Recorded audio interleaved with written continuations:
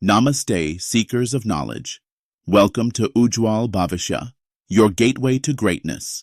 This is Gyani, your humble guide on the path to greatness. My astute observers, you have used am, is, and are to show what something is. Now, you are using them to show how something is.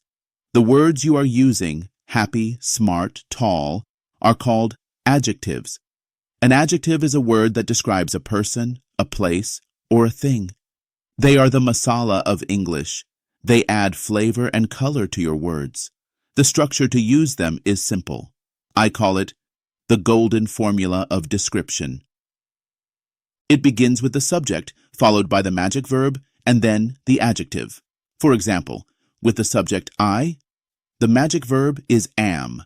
The sentence is, I am happy. For he, she, or it, the verb is, so he is smart, or it is new.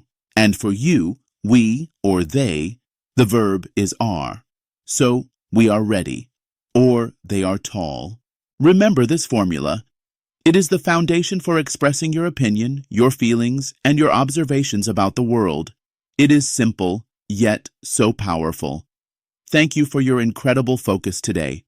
The world is now a little more open to you. Keep learning.